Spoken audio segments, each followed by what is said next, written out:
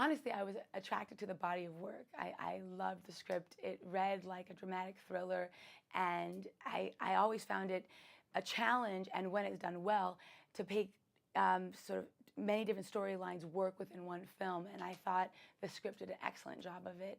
And Henry Alex Rubin was a director that I very much admired and loved his film Murder Ball. And I thought, gosh, what a perfect director for this film. It should feel very voyeuristic. It should feel as if we are looking into the lives of any American or any human being in the world, quite frankly.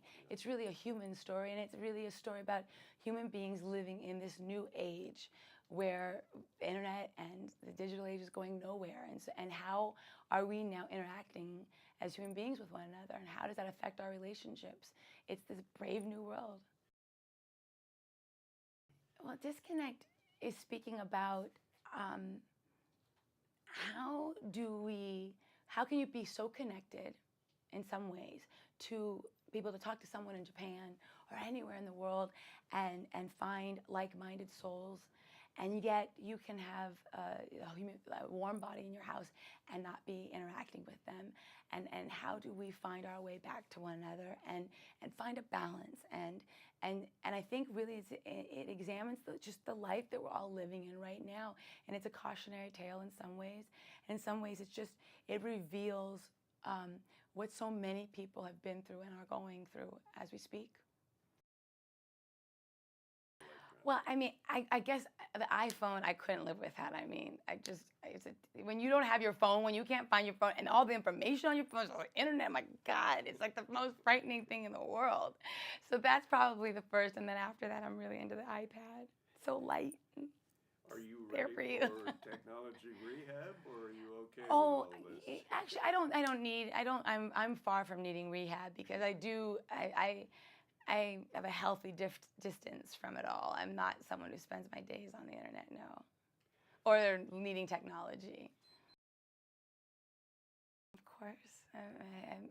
That's the challenge of playing any new character and digging deep within yourself and having to deal with this sort of subject matter.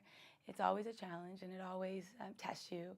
And I always try to find some, even if it's just a grain of sand that's like me to the character. It's very important for me to find something in myself that is like the person I'm playing, so that I have compassion and can connect, and I don't judge the character, and then I just sort of release myself to it, and it's the joy of acting for me. I mean, no, I honestly is remembering that even when you're going through tough times, be like this, I love this person, and can I back off this issue? Pick your battles. Pick your